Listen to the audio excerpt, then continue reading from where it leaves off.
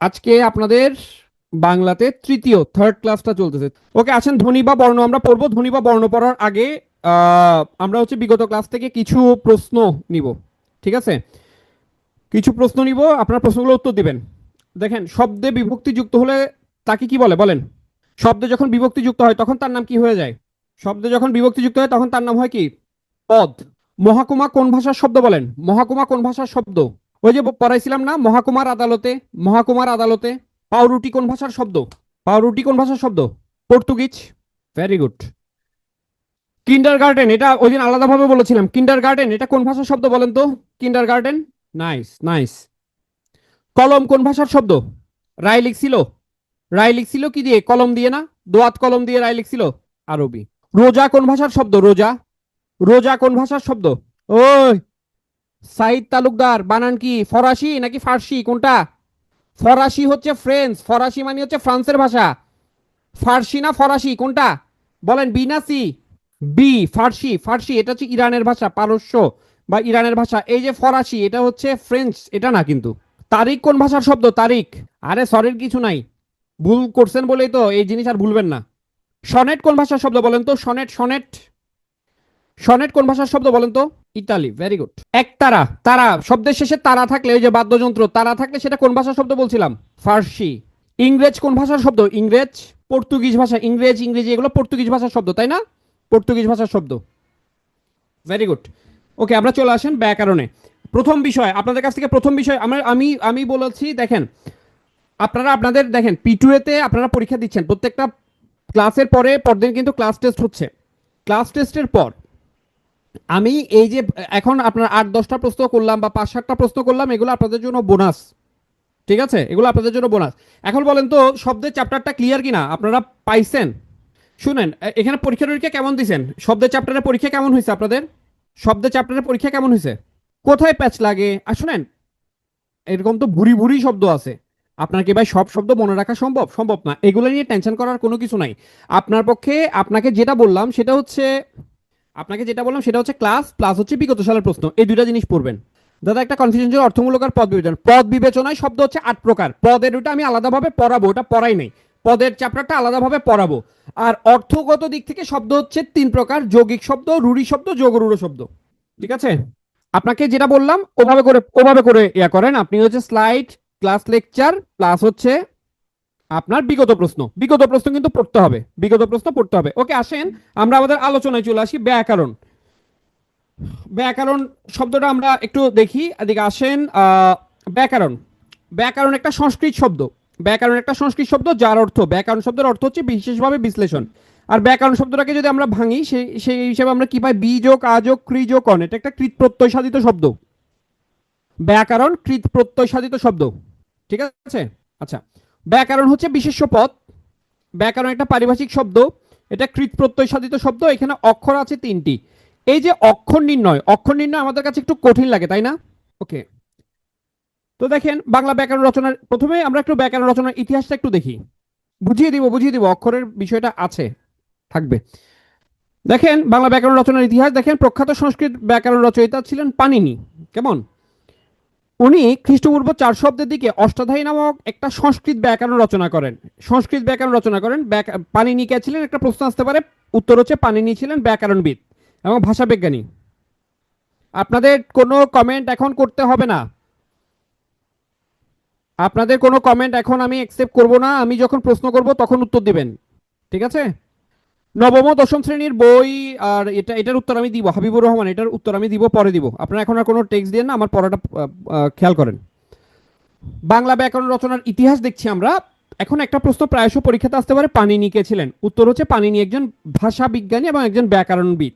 পাণিনির লেখা বইটার নাম কি? পাণিনির লেখা বইটার নাম হচ্ছে অষ্টাধ্যায়ী। ওকে, এবার আসবো আমরা বাংলা ভাষার ব্যাকরণের বিষয়ে। দেখেন, পাণিনি সংস্কৃত ভাষায় ব্যাকরণ রচনা করছেন। এখন আমার তো বাংলা ব্যাকরণ, আমার যেহেতু ভাষা বাংলা, আমার তো বাংলা ব্যাকরণ দরকার। এই যে আমরা কি করছি, এই যে আমরা আমাদের যে বাংলা ব্যাকরণ, আমাদের যে বাংলা ব্যাকরণ দরকার, এখন এই বাংলা ব্যাকরণ তো এখন আসলে আমি পাইনি, কারণ আমার হচ্ছে পানিনি ওটা সংস্কৃত ভাষায় ব্যাকরণ রচনা করছেন। কেমন? ওকে, আচ্ছা, তাহলে আমার এখন বাংলা ব্যাকরণ আমার এখন বাংলা ব্যাকরণে হচ্ছে কি করতে হবে, বাংলা ব্যাকরণ দরকার। এখন বাংলা ব্যাকরণ আমরা প্রথম কে ইয়ে করেন, দেখেন পর্তুগিজ পাদ্রি। আমাকে বলেন তো পাদ্রি হচ্ছে কোন ভাষার শব্দ? আমরা গতদিন দেখছিলাম পর্তুগিজ ভাষার, উত্তর দিতে হবে না। পাদ্রি হচ্ছে পর্তুগিজ ভাষার শব্দ। তাহলে দেখেন পর্তুগিজ বা পাদ্রি ম্যানুয়েল দা এসেম্পেসাও বাংলা পর্তুগিজ শব্দকোষ নামে মানে একটা শব্দকোষ রচনা করেন, ঠিক আছে? এটা 1743 সালে। এইটাকে বলা হচ্ছে 1743 সালে খ্রিস্টাব্দে, মানে 1743 সালে পর্তুগালের রাজধানী লিসবন থেকে রোমান হরফে এই যে ভোকাবুলারিও এম ইন্ডিয়ামো বেঙ্গলি ই পর্তুগিজ, এই যে বইটা বা শব্দকোষটা আপনার হচ্ছে কি প্রকাশিত হয়, এটা হচ্ছে বাংলা ভাষার, খুব ভালো করে খেয়াল করেন, এটা হচ্ছে বাংলা ভাষার প্রথম ব্যাকরণ। কিন্তু এটা পূর্ণাঙ্গ বই ছিল না, এটা বাংলা ভাষার প্রথম ব্যাকরণ। যদি প্রশ্ন আসে বাংলা ভাষার মানে ব্যাকরণ কোনটি, তাইলে হবে এইটা ম্যানুয়াল দ্য এসেম্পলস রচিত ব্যাকরণটা ছিল বাংলা ভাষার প্রথম ব্যাকরণ, কিন্তু এটা পূর্ণাঙ্গ ব্যাকরণ নয়। তাহলে পূর্ণাঙ্গ ব্যাকরণ কোনটা? পূর্ণাঙ্গ ব্যাকরণ হচ্ছে নাথিনিয়েল ব্রেসি হেলহেড রচিত a grammar of the Bengal language 1778 সালে যে বইটা ইংরেজি ভাষায় রচিত হয় সেটাকে বলা হচ্ছে পূর্ণাঙ্গ বাংলা ব্যাকরণ বই। খুব ভালো করে খেয়াল করেন, ম্যানুয়াল দা অ্যাসেম্পলস 1743 সালে যে ব্যাকরণ বইটা রচনা করেন সেটা প্রথম বাংলা ব্যাকরণ, কিন্তু সেটি পূর্ণাঙ্গ বই ছিল না। যদি প্রশ্ন আসে প্রথম পূর্ণাঙ্গ বাংলা ব্যাকরণ বই কোনটি, সেটা হচ্ছে ব্রেসি হেলহেডের a grammar of the Bengal language. কিন্তু যদি পূর্ণাঙ্গ শব্দটা না থাকে, যদি বলে প্রথম বাংলা ভাষার ব্যাকরণ কোনটা, তাহলে হবে ম্যানুয়াল দ্য অ্যাসেম্পলস যেটা রচনা করছে সেটা। খুব ভালো করে খেয়াল করেন, ম্যানুয়ালের বইটা রোমান হরফে রচিত ছিল, a grammar of the Bengal language, যদিও এটা বাংলা ব্যাকরণ কিন্তু এটা লেখা হয়েছে কোন ভাষায়? ইংরেজি ভাষায়। অর্থাৎ আমরা একটা গ্রামার বই খুঁজতেছি বাংলার জন্য, সেই বাংলার জন্য গ্রামার বই রচিত হয়েছে, কিন্তু সেই গ্রামার বইয়ের যে ভাষাটা, সে ভাষাটা এখন আমরা বাংলায় পাইলাম না, হয় সেটা পর্তুগিজ হয়ে যাচ্ছে অথবা সেটা ইংরেজি হয়ে যাচ্ছে। তাহলে এটা তো আমার এখন বাংলায় তো দরকার। তাহলে বাংলায় যদি দরকার হয় তাহলে কোনটা হবে? এই যে দেখেন, এই বাংলা ভাষাতেই বাংলা ব্যাকরণ রচনার জন্য উদ্যোগী হন রাজা রামমোহন রায়। আপনি চ্যাটে কিছু না বলতে বলছি, তিনি প্রথম বাংলা ব্যাকরণ লেখেন ইংরেজি ভাষায়। দেখেন তিনিও কিন্তু প্রথমটা লেখেন হচ্ছে ইংরেজি ভাষায়, কিন্তু উনি ইংরেজি ভাষায় লেখার পর উনি এটা রিয়েলাইজ করেন, এই যে দেখেন এই বইটা Bengali grammar in English language, এটা 1826 সালে প্রকাশিত একটা বই। এরপর উনি বুঝতে পারেন যে না, বাঙালিকে আসলে এইসব ভাষায় বাংলা ব্যাকরণ খাওয়াইলে হবে না, বাঙালিকে আসল ভাষায় খাওয়াইতে হবে, মানে তার মায়ের ভাষায় বাংলা ব্যাকরণ খাওয়াইতে হবে। এইটার ইয়েতে 1833 সালে উনি গৌড়ীয় ব্যাকরণ রচনা করেন। গৌড়ীয় ব্যাকরণ, এই গৌড়ীয় ব্যাকরণ হচ্ছে বাংলা ভাষায় রচিত প্রথম ব্যাকরণ। খুব ভালো করে খেয়াল করেন, একটা হচ্ছে বাংলা ভাষার ব্যাকরণ আর একটা হচ্ছে বাংলা ভাষায় ব্যাকরণ। একটা একটা অক্ষরের জাস্ট ডিফারেন্স, একটা হচ্ছে র আর একটা হচ্ছে অন্তস্থীয়। র যদি থাকে প্রথম বাংলা ভাষার ব্যাকরণ তাইলে হবে ম্যানুয়াল দ্য অ্যাসেম্পলস, কিন্তু প্রথম বাংলা ভাষাই ব্যাকরণ তাইলে হবে রাজা রামমোহন রায়ের গৌড়ীয় ব্যাকরণ 1833 সালে। আমি কি বুঝাইতে পারছি? এটা সবাই বুঝছেন কিনা? এখানে জাস্ট একটা অক্ষরের জন্য আনসার চেঞ্জ হয়ে যাবে এবং ভুল করে আসার চান্স আছে, বুঝছি কিনা সবাই?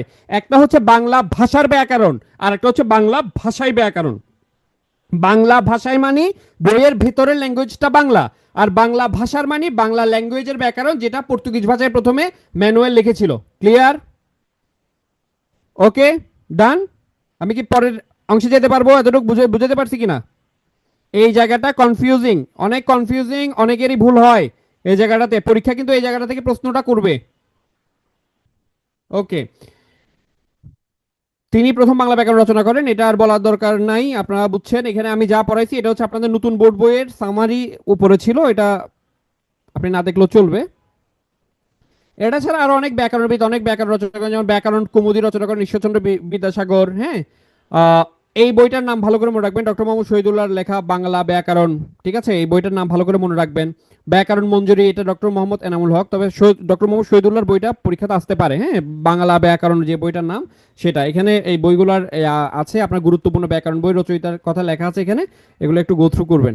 এখানে বইগুলোর কোন বইটা কে লিখছে, এগুলো কত সালে লিখছে, এগুলো এখানে আছে, আপনার জাস্ট একটু গো থ্রু করলেই হবে। এবার আসেন আমি ভাষাতে যাই, বাংলা ব্যাকরণ গেলাম, এবার আমি ভাষাতে যাব। তাহলে বলেন আমরা বাংলা ব্যাকরণ থেকে যে প্রশ্ন আমরা দেখলাম, বাংলা ব্যাকরণ থেকে যে প্রশ্ন দেখলাম, আশা করছি বাংলা ব্যাকরণের ইতিহাস আপনাদের কাছে ক্লিয়ার। আশা করছি বাংলা ব্যাকরণের ইতিহাস আপনাদের কাছে ক্লিয়ার। এখন আমি যাব ভাষাতে। হ্যাঁ, ভাষা। আমরা আমাদের আজকের ক্লাসটা বেশ গুরুত্বপূর্ণ। আমাদের আজকের ক্লাসটা একটু ভালো করে আমাদের কি করতে হবে, দেখতে হবে, কেমন?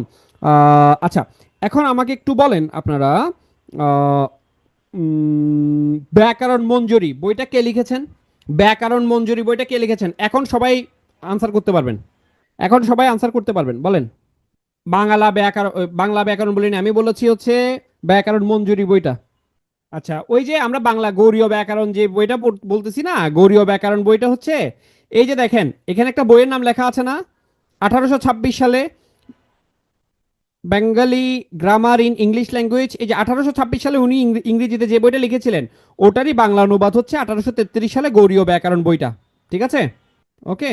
আচ্ছা, তাহলে আমরা দেখলাম সবার আনসার ঠিক আছে, এনামুল হক লিখেছেন এটা। এবার আসেন, এবার আসেন আমরা ভাষার মৌলিক অংশগুলো দেখি একটু, কেমন? ভাষার মৌলিক অংশটা দেখি। প্রত্যেকটা ভাষার চারটা মৌলিক অংশ থাকে: ধ্বনি, শব্দ, বাক্য এবং অর্থ। ধ্বনি, শব্দ, বাক্য এবং অর্থ। ভাষার মৌলিক অংশ চারটি। ব্যাকরণিক চিহ্ন, বাংলা ব্যাকরণে ব্যাকরণিক চিহ্ন কয়টি বলেন তো? বাংলা, সবাই আনসার করবেন, বাংলা ব্যাকরণে ব্যাকরণিক চিহ্ন কয়টি? বাংলা ব্যাকরণে ব্যাকরণিক চিহ্ন চারটি। দেখেন আবার, এগুলো কিন্তু কোনটা না, এগুলো কিন্তু জ্যোতি বা ছেদ চিহ্ন না। ব্যাকরণিক চিহ্ন এক জিনিস, জ্যোতি বা ছেদ চিহ্ন অন্য জিনিস, কেমন? ব্যাকরণিক চিহ্ন বলা হয় এই চারটাকে, এই চারটাকে বলা হয় ব্যাকরণিক চিহ্ন। ওকে, আচ্ছা। ব্যাকরণের মূল আলোচ্য বিষয় হচ্ছে চারটা: ধ্বনিতত্ত্ব, শব্দতত্ত্ব বা রূপতত্ত্ব, বাক্যতত্ত্ব বা পদক্রম, অর্থতত্ত্ব। একটা বিষয় প্রায়শ পরীক্ষাতে আসে, সেটা হচ্ছে কোনটা কোন তত্ত্বের আলোচ্য বিষয়। এই প্রশ্নটা প্রায়শ পরীক্ষাতে আসে, চলেন আমরা একটু গো থ্রু করি এটা, কেমন? ধ্বনি শব্দটা যদি থাকে, ধ্বনি শব্দটা যেখানে যেখানে উল্লেখ আছে সবগুলোই হচ্ছে কি আপনার ধ্বনিতত্ত্বের আলোচ্য বিষয়। কি কি? ধ্বনির উচ্চারণ বিধি, ধ্বনির পরিবর্তন, সন্ধির অপর নাম ধ্বনি সংযোগ। এটা মনে রাখবেন, সন্ধির অপর নাম হচ্ছে ধ্বনি সংযোগ। তাহলে সন্ধি কিসের আলোচ্য বিষয় হবে? অবশ্যই ধ্বনিতত্ত্বের আলোচ্য বিষয় হবে। নত্ব ও সত্যবিধান ধ্বনিতত্ত্বের আলোচ্য বিষয়।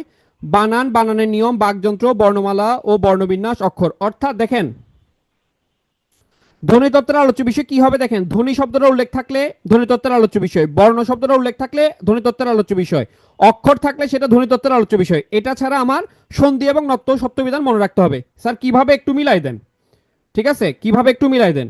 আচ্ছা, চিহ্নগুলোর নাম, ব্যাকরণিক চিহ্নগুলোর নাম পরে বলছি, ব্যাকরণ চিহ্নগুলোর নাম কালকে যখন ধ্বনি পরিবর্তন ক্লাস দেখবো তখন দেখবো। এখানের মধ্যে একটা হচ্ছে উৎপত্তি চিহ্ন, একটা হচ্ছে ধাতু চিহ্ন, এরকম।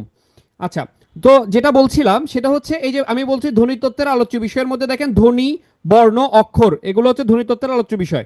তাহলে কিভাবে ধ্বনি, বর্ণ, অক্ষর, দেখেন ধ্বনির উচ্চারণ বিধি, ধ্বনি শব্দটা আছে, ধ্বনির পরিবর্তন, ধ্বনি শব্দটা আছে, ধ্বনি সংযোগ, ধ্বনি শব্দটা আছে। ঠিক আছে, ওকে। বর্ণ, বর্ণমালা, বর্ণ শব্দটা আছে, বর্ণবিন্যাস। ঠিক আছে। আচ্ছা, ধ্বনি কিভাবে সৃষ্টি হয়? বাকযন্ত্রের দ্বারা ধ্বনি সৃষ্টি হয়, তাহলে বাকযন্ত্র, কেমন? বানানের মধ্যে কি থাকে? বর্ণ থাকে, তাহলে বানান। এগুলো হচ্ছে ধ্বনিতত্ত্বের আলোচ্য বিষয়। এটা ছাড়া অক্ষর। দেখেন, এগুলো ছাড়া আমার মনে রাখতে হবে কেবল সন্ধি এবং নত্ব সত্যবিধান। সন্ধি এবং নত্ব সত্যবিধান। বলেন তো দেখি, ধ্বনিতত্ত্বের আলোচ্য বিষয়গুলো পারা যাবে কিনা? ধ্বনিতত্ত্বের আলোচ্য বিষয় পারবেন? ধ্বনিতত্ত্বের আলোচ্য বিষয় পারা যাবে? ধ্বনি তত্ত্বের আলোচ্য বিষয়ের মধ্যে হচ্ছে ধ্বনির প্রত্যক্ষ বা পরোক্ষ সম্পৃক্ততা থাকবে। ওকে, আচ্ছা। এখানে ব্যাকরণ, নতুন বইতে ব্যাকরণ আলোচ্য বিষয়গুলো দেওয়া আছে। এখানে আমি প্রত্যেকটা চ্যাপ্টার যখন যাব তখন ওভাবে করে পড়াবো, যেহেতু আজকে শুধু ধ্বনি পড়াচ্ছি, কাজে ধ্বনিতত্ত্ব নিয়ে আছি আমি আজকে। হ্যাঁ, এবার আসেন বাকযন্ত্র। বাকযন্ত্র এটা আপনাদের টেক্সট বুকের একটা পড়া, আপনাদের নতুন ব্যাকরণ বইয়ের একটা পড়া। বাকযন্ত্র এই চ্যাপ্টারটা থেকে আমি একটা প্রশ্ন বলবো, যে প্রশ্নটা আপনার পরীক্ষাতে আসবে। আমাদের বাকযন্ত্র, বাকযন্ত্রটা শুরু হয়েছে কোথেকে? দেখেন, এই যে ফুসফুস, ফুসফুস থেকে বাতাসের উৎপত্তি। এই বাতাসের প্রবাহ থাকে বলে আপনি যে কথা বলেন বা আমি যে কথা বলতেছি সেটা আপনি শুনতে পাচ্ছেন।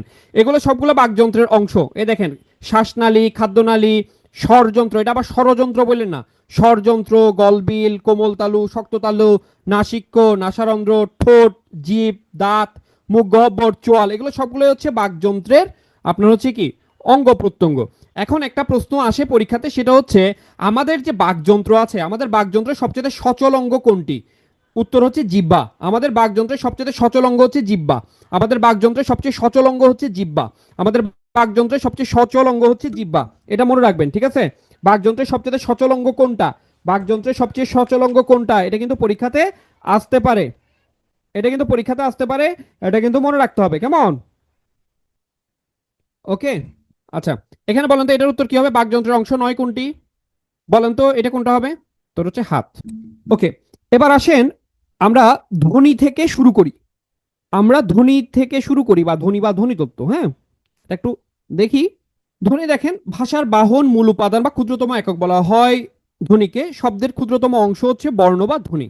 ধ্বনিতে যাওয়ার আগে, আচ্ছা, ধ্বনি নির্দেশক চিহ্নকে বলে বর্ণ। বর্ণ কাকে বলে? ধ্বনি নির্দেশক চিহ্নকে বলে বর্ণ। প্রথমে আমরা বর্ণ শিখবো, তারপর আমরা ধ্বনিতে যাব। ধ্বনি নির্দেশক চিহ্নকে, ধ্বনি নির্দেশক চিহ্নকে বলে, দেখেন, বিভিন্ন ধ্বনিকে লেখার সময় বা নির্দেশ করার সময় যে চিহ্ন ব্যবহার করা হয় তাকে বর্ণ বলা হয়। তার মানে হচ্ছে ধ্বনিকে নির্দেশ করার জন্য বা ধ্বনিকে চেনানোর জন্য যে চিহ্নটা বসে সেটাকে বলা হয় বর্ণ। ওকে, তাহলে বর্ণ কি জিনিস আমরা বুঝলাম। বর্ণ কি জিনিস আমরা বুঝলাম। এবার আসেন অক্ষর দেখি আমরা। অক্ষর দেখি, দেখেন, কোন শব্দের যতটুকু অংশ একটানে বা একঝোঁকে উচ্চারিত হয় তাকে বাংলা ভাষায় অক্ষর বলে। কোন শব্দ উচ্চারণের সময় সেই শব্দকে ভেঙে উচ্চারণ করি, উচ্চারণের এই ভাঙা অংশটিকে অক্ষর বলে। অক্ষরের উদাহরণ হচ্ছে আকাশ। আকাশ, আকাশ, ঠিক আছে? আচ্ছা, আপনারা যারা বুট ক্যাম্পে ছিলেন তাদেরকে কি আমি অক্ষর পড়াই ফেলছিলাম? যারা বুট ক্যাম্পে ছিলেন তাদেরকে অক্ষর পড়িয়েছিলাম? বুট ক্যাম্পে যারা ক্লাস করেছেন একটু রেসপন্স করুন, বা অক্ষর আপনারা চিনেন কিনা? চিনলে আমি বলতে হবে না, নাইলে আমার বলতে হবে।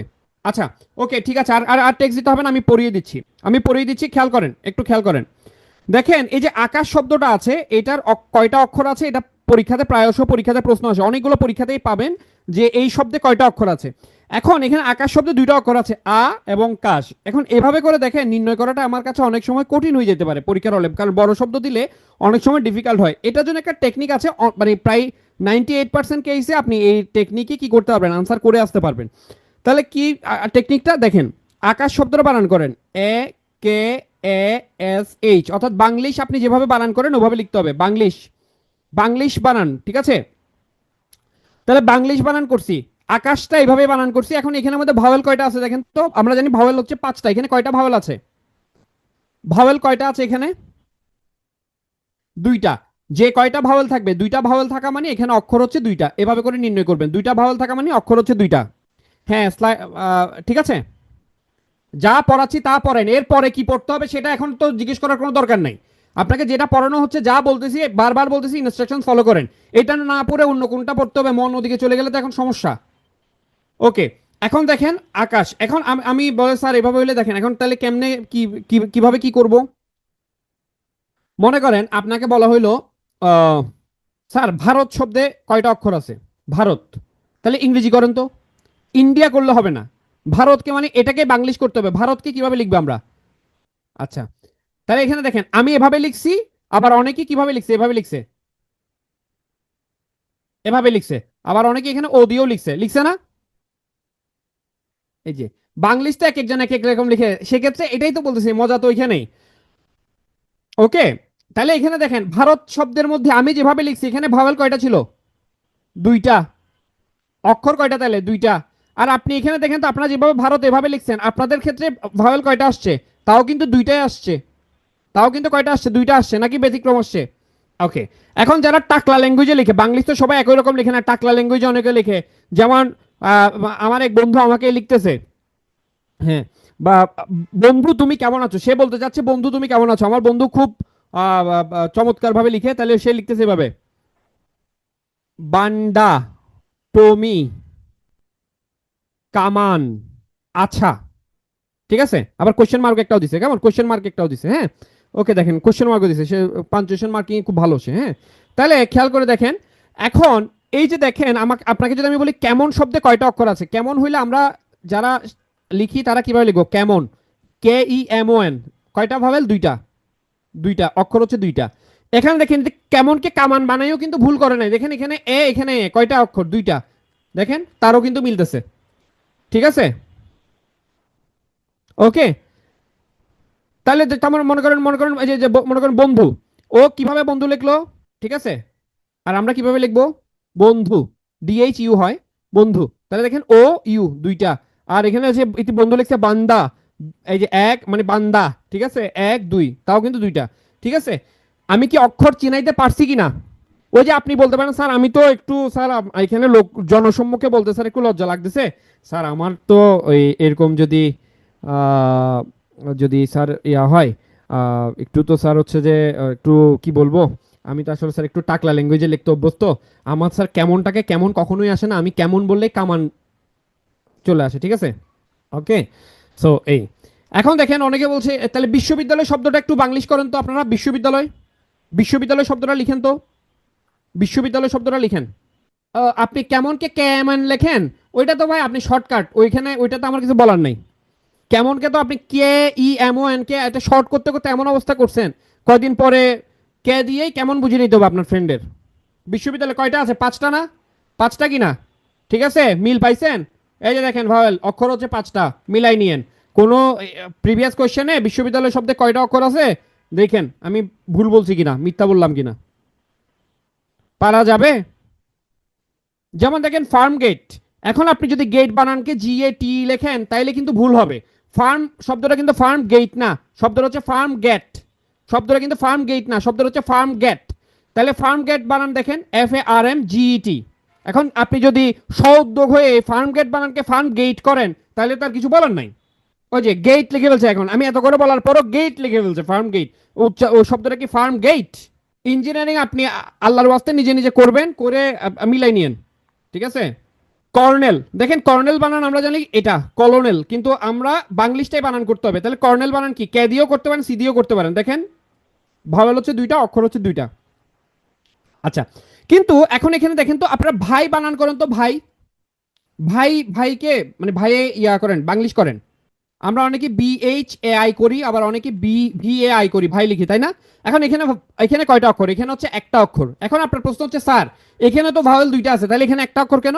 কারণ হচ্ছে দুইটা ভাওয়েল যদি পাশাপাশি বসে তখন একটা ধরবেন, দুইটা ভাওয়েল যদি পাশাপাশি বসে তাইলে একটা ধরবেন। এখন কথা হচ্ছে স্যার এখানে, এখানেও তো আপনার হচ্ছে কি ছিল, ও ছিল, এখানেই ছিল, কেন এই দুইটা ভাওয়েল কিন্তু পাশাপাশি ছিল না, মাঝখানে কনসোনেন্ট আসছে, কিন্তু দুইটা ভাওয়েল যদি একদম পাশাপাশি বসে তখন একটা ধরবেন। এইটা এক্সেপশনাল না, দুইটা ভাওয়েল থাকলে জাস্ট এক এক একটা করবেন, ঠিক আছে, দুইটা ভাওয়েল থাকলে একটা একটা ধরবেন, ঠিক আছে। ওকে ওকে ওকে, অক্ষর বোঝা যাবে, অক্ষর নির্ণয় করতে বলে এখন পারবেন কিনা? ওকে, পরের অংশ এই ভাই শব্দটা দেখাইছি। দেখেন অক্ষর হচ্ছে বাকযন্ত্রের স্বল্পতম প্রয়াসী উচ্চারিত ধ্বনি বা ধ্বনিগুচ্ছ, অক্ষর হচ্ছে বাকযন্ত্রের স্বল্পতম প্রয়াসী উচ্চারিত ধ্বনি বা ধ্বনিগুচ্ছ, কেমন?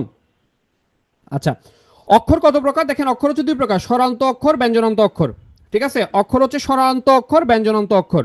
স্বরান্ত অক্ষর কি, যে স্বরান্ত অক্ষরের অপর নাম হচ্ছে মুক্তাক্ষর, ব্যঞ্জনান্ত অক্ষরের অপর নাম হচ্ছে বদ্ধাক্ষর, এটা মনে রাখবেন। স্বরান্ত অক্ষরের অপর নাম, স্বরান্ত অক্ষরের অপর নাম হচ্ছে মুক্তাক্ষর, কেমন? আর ব্যঞ্জনান্ত অক্ষরের অপর নাম হচ্ছে ক্লোজ সিলেবল বলে ব্যঞ্জনান্ত অক্ষরকে, সেটাকে কি বলা হচ্ছে, সেটাকে বলা হচ্ছে বদ্ধাক্ষর। এখন হচ্ছে কোনটা স্বরান্ত কোনটা যেটা শেষে স্বর উচ্চারিত হবে সেটা স্বরান্ত, যেটা শেষে ব্যঞ্জন উচ্চারিত হবে সেটা হচ্ছে ব্যঞ্জনান্ত, ব্যঞ্জনান্ত অক্ষর, ওকে। আচ্ছা, এখন দেখেন স্বরান্ত অক্ষর আর ব্যঞ্জনান্ত অক্ষর, দেখেন ভাষা, এখানে শেষটা আ দিয়ে শেষ হয়েছে, তার মানে স্বর দিয়ে শেষ হয়েছে। এখানে পবন ন দিয়ে শেষ হয়েছে, তার মানে ব্যঞ্জন দিয়ে শেষ হয়েছে, এটা ব্যঞ্জনান্ত, কেমন? এবার আসেন বর্ণতে যাই আমরা। আমার বাংলা বর্ণমালায় টোটাল বর্ণ কয়টা, আমার টোটাল বর্ণ কয়টা বলেন তো, আমার বর্ণমালা কয়টা, বর্ণমালা কয়টা? আমার বর্ণমালা কিন্তু একটা, আমার বর্ণমালা কিন্তু কয়টা, বর্ণমালা হচ্ছে একটা, কেমন? বর্ণমালা হচ্ছে একটা। আর বর্ণ যদি বলে, এখানে দেখেন এখানে কিন্তু অনেকেই ভুল করে, অনেকে ভুলটা করে কোন জায়গাতে, ওই যে বর্ণমালা কয়টা এটা যখন দেয়, বর্ণমালা কয়টা এটা যখন দেয়, সে অতি উৎসাহী হয়ে প্রথমে বর্ণমালাতে প্রথমে অপশনে এতে থাকবে 50, সে 50 দাগায় আছে, সে মনে করেছে আসলে আমাকে বলছে মনে হয় বর্ণ কয়টা দাগাইতে, আসলে আপনাকে তো বর্ণ কয়টা দাগাইতে বলে নাই, আপনাকে দাগাইতে বলছে হচ্ছে বর্ণমালা কয়টা সেটা দাগাইতে, ঠিক আছে। ওকে, এখন দেখেন আমার টোটাল বর্ণ কয়টা, 50টা। এই 50টা বর্ণকে দুই ভাগে ভাগ করা যায়, একটা হচ্ছে স্বরবর্ণ আর একটা হচ্ছে ব্যঞ্জন বর্ণ, একটা হচ্ছে স্বরবর্ণ আর একটা হচ্ছে ব্যঞ্জন বর্ণ, কেমন? ওকে, তো এখন স্বরবর্ণ হচ্ছে 11টা, ব্যঞ্জন বর্ণ হচ্ছে 39টা, এই দুইটা মিলেই হচ্ছে 50টা, বর্ণমালার সংখ্যা হচ্ছে একটা। আবার বর্ণমালা পাইছি প্রায় 2500 বছর আগে উপমহাদেশে ব্রাহ্মী লিপি জন্ম হয়, বাংলা লিপির উদ্ভব হয় ব্রাহ্মী লিপি থেকে। ব্রাহ্মী লিপি পূর্ব ভারতীয় শাখা দশম শতক নাগাদ কুটিল লিপি নামে পরিচিতি লাভ করে। বাংলা লিপি হচ্ছে কুটিল লিপির বিবর্তিত রূপ। বাংলা বর্ণমালা স্থায়ী রূপ লাভ করে ঈশ্বরচন্দ্র বিদ্যাসাগর দ্বারা। এখন আসেন, এই যে বর্ণ আমরা পড়তেছি, ধ্বনি ও বর্ণের মধ্যে আসলে সম্পর্ক কি? ধ্বনিটা হচ্ছে মৌখিক রূপ, বর্ণ হচ্ছে লৈখিক রূপ। ধ্বনি দৃশ্যমান নয়, ধ্বনি কেবল আমরা কানে শুনি। ওকে, আসেন আমি ধ্বনিতে যাওয়ার আগে আমি বর্ণ থেকে একটা বিষয় আপনাদেরকে আগে একটু ক্লিয়ার করে দিই। আমরা মাত্রা চিনি না? মাত্রা, মাত্রা তো চিনি। ওকে, এখন আমার কাছে যেটা বলতে হবে সেটা হচ্ছে বাংলা বর্ণমালায় পূর্ণমাত্রার বর্ণ হচ্ছে 32টা, অর্ধমাত্রার 8টা, মাত্রাহীন হচ্ছে 10টা। এখন এই 10টাকে আমার স্বর এবং ব্যঞ্জনে ভাগ করতে হবে। মাত্রাহীন স্বরবর্ণ হচ্ছে 4টা, মাত্রাহীন ব্যঞ্জন বর্ণ তাহলে কয়টা হবে? অবশ্যই 6টি হবে, ঠিক কি না? মাত্রাহীন স্বর যদি 4টা হয়, মাত্রাহীন ব্যঞ্জন হবে 6টা। অর্ধমাত্রা, অর্ধমাত্রার একমাত্র স্বরবর্ণ হচ্ছে রি। অর্ধমাত্রার একমাত্র স্বরবর্ণ হচ্ছে রি। তার মানে একটাই যদি অর্ধমাত্রা থাকে তাহলে পূর্ণমাত্রা হচ্ছে কয়টা? সরি, অর্ধমাত্রা ব্যঞ্জন হচ্ছে কয়টা? অর্ধমাত্রা ব্যঞ্জন হচ্ছে 7টি। কেমন? খুব ভালো করে খেয়াল করেন, আমি একটা স্বরবর্ণ পাইলাম অর্ধমাত্রা, 4টা পাইলাম মাত্রাহীন, তাহলে 4 আর 5টা। তাহলে পূর্ণমাত্রা কয়টা আছে? পূর্ণমাত্রা স্বর হচ্ছে, পূর্ণমাত্রা স্বর কয়টা? 6টা। তাহলে বলেন তো 32 থেকে 6 গেলে কত হয় ব্যঞ্জন? পূর্ণমাত্রার ব্যঞ্জন কয়টা হবে? 26টা। এই ফর্মুলা দ্বারা, এই ম্যাথ দ্বারা আপনি খুব সহজেই মাত্রাহীন এবং অর্ধমাত্রাটা মনে রাখতে পারবেন। কেমন? ঠিক আছে। এখন মাত্রাহীন স্বর কোনগুলা? মাত্রাহীন স্বর হচ্ছে এগুলা, দেখেন এ, ওই, ও এবং ও। এই 3-4টা অক্ষরে কোনো মাত্রা থাকে না। যেমন আমরা অনেকেই লিখি কি, দেখেন এটা মানে কি? এটার মানে, এটার উচ্চারণ যদি কেউ করে, এটার উচ্চারণ হবে ছায়ে, কিন্তু সে লিখতে চাইছে কি? ছাত্র। এর উপর মাত্রা নাই, কিন্তু এটার উপর রফলার উপর কিন্তু কি আছে? মাত্রা আছে। মাত্রা এমনই জিনিস যেটাকে যদি আপনি এভাবে করেন, আপনি যদি এর উপর মাত্রা না দেন, এটা কিন্তু বানানটা ভুল হয়ে যাবে। ঠিক আছে, মানে এখানে যদি আপনি মাত্রা না দেন তাহলে কিন্তু এটা এ বুঝাবে। ওকে, আচ্ছা, এটা মনে রাখবো আমরা। এবার আসেন আমরা ধ্বনিতে যাই। আচ্ছা, আমার বর্ণ, স্বরবর্ণ হচ্ছে, দেখেন স্বরবর্ণ হচ্ছে 11টা, কিন্তু স্বরধ্বনি 11টা নয়। স্বরবর্ণ 11টা, কিন্তু স্বরধ্বনি 7টা। স্বরধ্বনি কয়টা? 7টা। স্বরধ্বনি কয়টা? 7টা। স্বরধ্বনি কয়টা? 7টা। ব্যঞ্জন বর্ণ হচ্ছে 39টা, কিন্তু ব্যঞ্জন ধ্বনি হচ্ছে 30টা। ব্যঞ্জন ধ্বনি কয়টা? 30টা।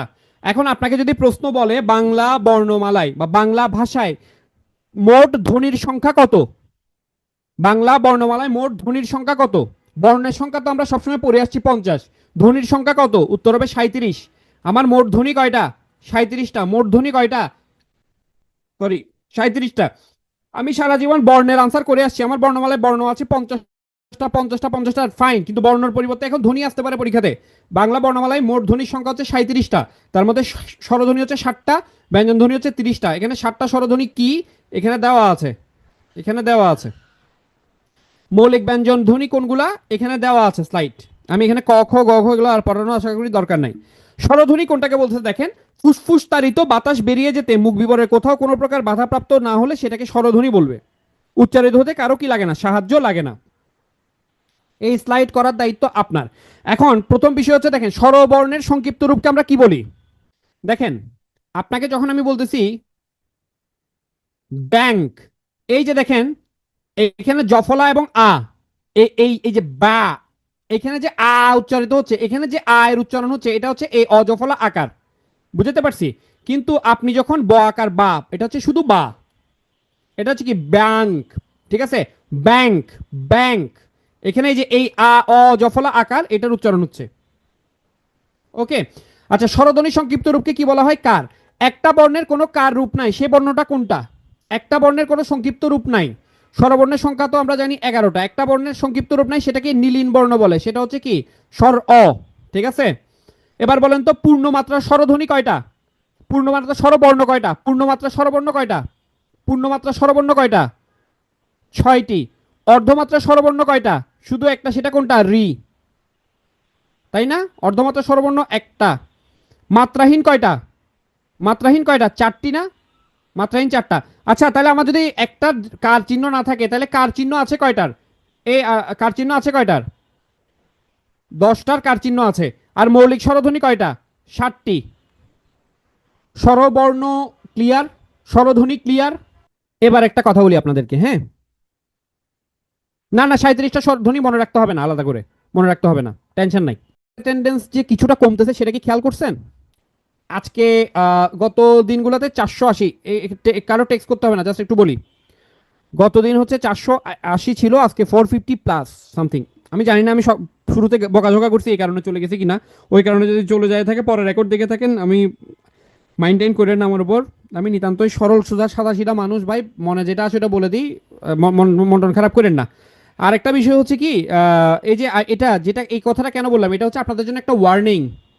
ওয়ার্নিংটা কি? ওয়ার্নিংটা হচ্ছে এই যে আমি বললাম না, ক্লাস শুরু হয়, শুরুতে থাকে, শেষে থাকে না। আপনাদের কাছে রিকোয়েস্ট থাকলো, টাকা দিয়ে ভর্তি হয়েছেন, টাইমটা দিচ্ছেন, মানে কষ্ট করে কোর্সটা শেষ করেন। ঠিক আছে, কষ্ট করে কোর্সটা শেষ করেন ভাই। দাঁতে দাঁত চেপে লেগে থাকেন, পড়ে থাকেন এখানে। 6 মাস পরে আপনি বিশ্বাস করেন আজকের অবস্থা থেকে অনেক চেঞ্জ একটা আপনাকে আপনি দেখবেন। কিন্তু আপনি যদি এভাবে মনে করেন, একদিন করেন, 2 দিন না করেন, আপনার মধ্যে একটা বার যদি আপনার মধ্যে এই অলসতাকে আপনি ঢুকতে দেন, একটা বার যদি আপনি স্পেসটা দেন যে আজকে একটু রিল্যাক্স করি, আজকে ক্লাসটা রেকর্ড করে নিব, এই আপনার মানে বিপথে যাওয়া শুরু হবে। এই আপনি আর ব্যাক করতে পারবেন না, কোনোভাবেই আর ব্যাক করতে পারবেন না। ঠিক আছে, ঠিক আছে, ওকে। স্বরধ্বনি গেল। এবার দেখেন বাংলা স্বরবর্ণের উচ্চারণগত উপস্থাপনা, খুব আহ, ঠিক আছে। বাংলা স্বরবর্ণের উচ্চারণগত উপস্থাপনা খুব বেশি গুরুত্বপূর্ণ না, আবার গুরুত্বহীনও না। এগুলা, এই জিনিসটা ভাই আমার কিছু করার নাই, এটা জাস্ট মুখস্থ রাখতে হবে আপনার। কোনো টেক্সট, কোনো চ্যাট করবেন না প্লিজ, অন্যজনের কনসেন্ট্রেশন ইয়ে হয়। আমি চাচ্ছি না চ্যাট অফ করে দিতে, আপনারা একটু থাকেন, আমার কথাটা একটু বোঝার চেষ্টা করেন। এই জিনিসটা, এই যে বাংলা স্বরবর্ণের উচ্চারণগত উপস্থাপনা, এটা আপনার কি করতে হবে? ঝাড়া মুখস্থ রাখতে হবে, মনে রাখতে হবে। এখন কিভাবে মনে রাখবো দেখেন, আমি ব্যথা পাইলে কি বলি? উফ। ব্যথা পাইলে উফ বলি না? এই যে বানান করতে কি রস্য লাগে না? উফ, এটা আমার ঠোঁট দেখলে বোঝা যায় যে আমি ব্যথা পাইছি। তাহলে ওষ্ঠবর্ণ হচ্ছে উ। দেখেন এটা উচ্চারণে এটাকে ওষ্ঠবর্ণ বলা হয়, উ। উ, উকে ওষ্ঠবর্ণ বলা হয়, ঠিক আছে। অ এবং আকে কণ্ঠবর্ণ বলা হয়, কণ্ঠ। আমার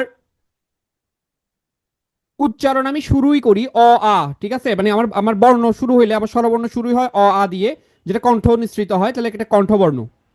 রি হচ্ছে মূর্ধন্য বর্ণ, এটা মনে রাখবেন। ও এবং ও, এই দুইটাকে বলা হচ্ছে কণ্ঠস্থ। কণ্ঠ এবং ওষ্ঠ দুইটাই দরকার হয়, কণ্ঠ এবং ওষ্ঠ দুইটাই দরকার হয়, ঠিক আছে। এতটুকু মনে রাখলে চলবে। মৌলিক স্বরধ্বনি 7টা, এখানে আছে 6টা। আরেকটা কোনটা? এই যে অ জফলা আকার, যেটা আপনারা দেখছেন এটা। এই যে এটা দেখেন, আপনাকে প্রশ্নটা একটু পেঁচায় আসতে পারে। কিভাবে পেঁচায় আসতে পারে দেখেন,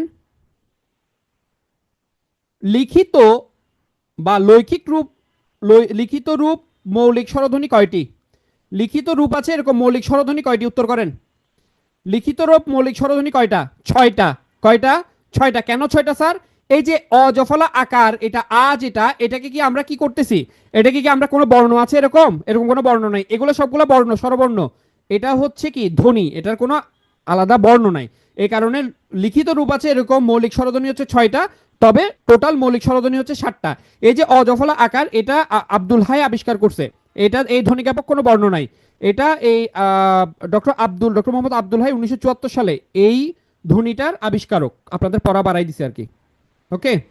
আসেন, এই যে পূর্ণমাত্রা মাত্রাহীন পড়াইছি, আশা করছি এন্টায়ার লাইফে পূর্ণমাত্রা মাত্রাহীন আর ভুল করবেন না। শুধু একটা মনে রাখবেন, অর্ধমাত্রা স্বর হচ্ছে রি, এটা মনে রাখলেই বুঝতে পারবেন, হ্যাঁ। তাহলে 7টা হচ্ছে ব্যঞ্জন, আর এখানে 10টা, 4 এবং 6। দেখেন উচ্চারণের সময় বিবেচনায় স্বরধ্বনিগুলোকে দুইটা ভাগে ভাগ করা যায়, একটা হচ্ছে হ্রস্বস্বর আর একটা হচ্ছে দীর্ঘস্বর। হ্রস্বস্বর বলা হচ্ছে যে ধ্বনি, স্বরধ্বনিগুলো উচ্চারণ করতে সময় কম লাগে। এই 4টা স্বরধ্বনি, যেমন অ উচ্চারণ করতে কম লাগে, আ এটা বেশি লাগে, তাহলে এটা দীর্ঘস্বর। হ্রস্ব ই, এটা হ্রস্ব তো দেখাই আছে, হ্রস্ব, তার মানে এটা হ্রস্বস্বর। দীর্ঘ ই, এটা হচ্ছে দীর্ঘস্বর, দীর্ঘ ই বলছি আমরা। হ্রস্ব উ, তার মানে হ্রস্বস্বর। দীর্ঘ উ, এটা দীর্ঘস্বর বলতেছে। আর হ্রস্বস্বর হচ্ছে আর একটাই আছে, সেটা হচ্ছে রি। এই 4টা হ্রস্বস্বর, আর বাকিগুলো হচ্ছে দীর্ঘস্বর। এখন একটা বাংলা ভাষায় এই যে আপনার হচ্ছে একটা কি আছে, অর্ধ স্বরধ্বনি নামে একটা টার্ম আছে, অর্ধ স্বরধ্বনি। এই জিনিসটা কি একটু বুঝতে হবে। যে স্বরধ্বনি পুরোপুরি উচ্চারিত হয় না সেগুলোকে অর্ধ স্বরধ্বনি বলে। পুরোপুরি উচ্চারিত যে স্বরধ্বনিগুলো হয় না, সেটা যেটা উচ্চারণে কম লাগে সেটাকে হ্রস্বস্বর, যেটা উচ্চারণে বেশি সময় লাগে সেটা দীর্ঘস্বর, কিন্তু যেটা পুরোপুরি উচ্চারিতই হয় না সেটা হচ্ছে অর্ধ স্বরধ্বনি। অর্ধ স্বরধ্বনি হচ্ছে চারটা। হ্যাঁ, অর্ধ স্বরধ্বনিগুলো দেখেন, এমনি স্বরধ্বনি যেগুলো আছে এগুলোকে আমরা চাইলে যেভাবে খুশি সেভাবে কি করতে পারি, উচ্চারণ করতে পারি। যেমন মনে করেন আ আ, ঠিক আছে, আ, এই আ কে আমরা চাইলে কিন্তু অনেক বড় করতে পারি। আমি তোমাকে চাই, দেখেন আমি তোমাকে চাই, আ উচ্চারণ আমি যতক্ষণ খুশি রাখতে পারতেছি, চাই। কিন্তু ইতে গিয়ে আমি আর কি করতে পারছি না, সেটাকে টানতে পারছি না। এই যে দেখেন, রস্বই রস্যু এ এবং ও, রস্বই রস্য উ, এ এবং ও, এই চারটা স্বরধ্বনি উচ্চারণের সময় আমরা চাইলেই টেনে লম্বা করতে পারি না। এই কারণে এদেরকে অর্ধ স্বরধ্বনি বলা হয়। এই কারণে এদেরকে অর্ধ স্বরধ্বনি বলা হয়। ঠিক আছে, এই কারণে এদেরকে কি বলা হয়, অর্ধ স্বরধ্বনি বলা হয়। ঠিক আছে, তাইলে দেখেন তাহলে আচ্ছা বলেন তো অর্ধ স্বরধ্বনি কয়টা, অর্ধ স্বরধ্বনি কয়টা বলেন তো? চারটা। গুড। এবার আসেন যৌগিক স্বরধ্বনি। এটা কিন্তু লাগবে, আপনার খেয়াল করেন, যৌগিক স্বরধ্বনি লাগবে। দেখেন, আচ্ছা মৌলিক স্বরধ্বনি কয়টা পড়ছিলাম আমরা বলেন তো? মৌলিক স্বরধ্বনি কয়টা পড়ছিলাম? সাতটা পড়ছিলাম না, সাতটা। দেখেন, মৌলিক স্বর সাতটা, কেমন? আচ্ছা, এবার আসেন যৌগিক স্বর। যৌগিক স্বরধ্বনি হচ্ছে 25টা। যৌগিক স্বরধ্বনি, আচ্ছা বলেন, মানে সকল ধ্বনি কি বর্ণ? না, সকল ধ্বনি বর্ণ না। সকল ধ্বনি কিন্তু বর্ণ না। তাহলে যৌগিক স্বরধ্বনি, ধ্বনি দৃশ্যমান নয়, এরকম দৃশ্যমান অদৃশ্যমান আছে কয়টা? 25টা। কিন্তু দৃশ্যমান আছে দুইটা, ও এবং ও। এই কারণে বলা হচ্ছে যৌগিক স্বরজ্ঞাপক বর্ণ।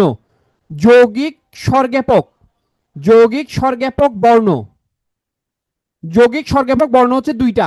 যৌগিক স্বরজ্ঞাপক বর্ণ হচ্ছে দুইটা। স্যার তাহলে এটা কিরকম ভাবে আসলো? ভাই, এটা কোনো কিছু না, আমার কথাটা একটু মন দিয়ে শুনেন, বুঝতে পারবেন। যৌগিক স্বরধ্বনি কয়টা বলতেছি ভাই আমরা? 25টা বলতেছি। এই 25টা যৌগিক স্বরধ্বনির মধ্যে দুইটা স্বরধ্বনি আছে যেগুলো লিখিত রূপ আছে, বাকি 23টা লিখিত রূপ নাই। তাহলে আমাকে বলেন তো, যৌগিক স্বরধ্বনিগুলোর মধ্যে লিখিত রূপ আছে কয়টির? যৌগিক স্বরধ্বনিগুলো, প্রশ্নটা যদি এভাবে আসে, যৌগিক স্বরধ্বনিগুলোর মধ্যে লিখিত রূপ আছে কয়টির? দুটির। কোন দুইটা? ও এবং ও। এই দুইটা যৌগিক স্বরধ্বনি। যৌগিক স্বরধ্বনি বলতে বোঝাচ্ছে দুইটা স্বরধ্বনি মিলে যে স্বরধ্বনিটা হয়, দুইটা স্বরধ্বনি মিলে যে স্বরধ্বনিটা হয় সেটাকে বলা হচ্ছে যৌগিক স্বরধ্বনি। কেমন? এখন দেখেন, এই যে ওই, ও যোগ রস্বই, কেমন? আর এটা হচ্ছে ও যোগ রস্যউ। এই দুটা মিলে হচ্ছে আপনার কি, ও এবং ও। ঠিক আছে, ও এবং ও, কেমন? তাহলে দেখেন এটা এখন এই দেখেন ও এবং ও, এই দুইটা হচ্ছে আমরা, আমাদের কি আছে, সরাসরি বর্ণ আছে। আবার এগুলো কিন্তু যৌগিক স্বরধ্বনি। আর বাকি 23টা যৌগিক স্বরধ্বনির মধ্যে কি নাই, আপনার হচ্ছে কোনো বর্ণ নাই। তাহলে স্যার একটু উদাহরণ দিয়ে বুঝিয়ে দেন। আচ্ছা, এখন মনে করেন আমি বললাম আপনাকে বিয়ে, একটা শব্দ দেখলাম এখানে বিয়ে, খেয়াল করেন, বিয়ে, খেয়াল করেন, এখানে ইয়ে আসতেছে না? বিয়ে, ই এবং এ আসতেছে কিনা? ইয়ে, বিয়ে, পাচ্ছেন কিনা? এই ইয়েটা আসছে কিভাবে? রস্বই যোগ এ, রস্বই যোগ এ। এ বাসায় বিয়ের প্রোগ্রাম, লিভ নিতে হচ্ছে আমাদেরকে দাওয়াত না দিয়ে। ধ্বনি তো সাউন্ডের উপর, ধ্বনি তো সাউন্ডের উপর। এখানে কিসের সাউন্ড হচ্ছে? ই এবং এর সাউন্ড হচ্ছে, তাই না? ধ্বনি তো আপনার কানে শুনে বুঝতে হবে। যেমন মনে করেন, আপনাকে যদি আমি বলি ভয়, ভয়, এখানে কি উচ্চারণ হচ্ছে? অয় উচ্চারিত হচ্ছে কিনা? অয় উচ্চারিত হচ্ছে। এই অয়, অ এবং অন্তস্থীয় ভয়, অয়, এই যে অয় উচ্চারিত হচ্ছে, এই অয়টা আসে হচ্ছে অ এবং এ মিলে অয় হয়। কোনটাতে? অ এবং রস্বই। আচ্ছা আমি আমি আচ্ছা, দেখেন এই যে যৌগিক স্বরধ্বনি, এখন আমাকে বলেন এই যৌগিক স্বরধ্বনি যেটা আমরা বলতেছি, যৌগিক স্বরধ্বনির কিন্তু কয়েকটা নাম আছে। যৌগিক স্বরধ্বনির কিন্তু কয়েকটা নাম আছে। যৌগিক স্বরধ্বনির নামগুলো কি বলেন তো? অপর নাম কি? যৌগিক স্বরধ্বনির অপর নাম হচ্ছে কি? সান্দাক্ষর বলে। যৌগিক স্বরধ্বনিগুলোকে সান্দাক্ষর বলে, যৌগিক স্বর বলে, যুগ্ম স্বর বলে, দ্বিস্বর বলে। ঠিক আছে, কি কি বলে বলেন তো, কি কি বলে? একটু লিখেন, কি কি বলে যৌগিক স্বরধ্বনিগুলোকে, কি কি বলে? সন্ধিস্বর বলে, সন্ধিস্বর বলে, সান্দাক্ষর বলে। ঠিক আছে, ওকে। এখন আপনাদের কাছে আমার প্রশ্ন, এটাতে পরে আসতেছি। একজন জিজ্ঞেস করছিলেন, আমি আমার স্লাইডে আছে বলে আমি প্রশ্নটার উত্তর তখন দিই নাই। একজন জিজ্ঞেস করছিলেন রি কেন মৌলিক স্বরধ্বনির মধ্যে পড়লো না। দেখেন বাংলায় আসলে রি ধ্বনিকে স্বরধ্বনি বলা চলে না, বাংলায় আসলে রি ধ্বনিকে স্বরধ্বনি বলা চলে না। সংস্কৃতিতে এই ধ্বনিটি স্বরধ্বনি রূপে উচ্চারিত হয়, সেখান থেকে আসলে রিটা আসছে এখানে, এই কারণেই। ঠিক আছে, সংস্কৃতি প্রয়োগ অনুসারে বাংলা বর্ণমালায় এটা স্বরবর্ণ হিসেবে যেহেতু আছে, এই কারণে আমরা কি করছি, মানে ওই মৌলিক স্বরধ্বনির মধ্যে আসলে কে আসে নাই, রি আসে নাই। আমি কি বুঝতে পারছি? অনেকে বলতেছেন হচ্ছে ওই ওই বানানটা অ এবং রস্বই হবে কিনা। হ্যাঁ, অ এবং রস্বই দেওয়া যায়, ও এবং রস্বই দেওয়া যায়, দুইটাই কারেক্ট, ভুল নাই কিন্তু এটাতে। এই যে ও এবং রস্বই যেটা দিছি এটাও দিতে পারবেন, এটাও দিতে পারবেন, অ এবং রস্বই এটাও দেওয়া যাবে, দুইটাই কারেক্ট। ঠিক আছে, ওইতে অ এবং রস্যও দেওয়া যাবে এখানে। ঠিক আছে, ওইতে অ এবং কি দেওয়া যাবে, রস্যও দেওয়া যাবে, ও এবং রস্যও দেওয়া যাবে, দুইটাই কারেক্ট। ওকে ঠিক আছে, আমরা আবার শুরু করি। ঠিক আছে, তাহলে এটা গেল।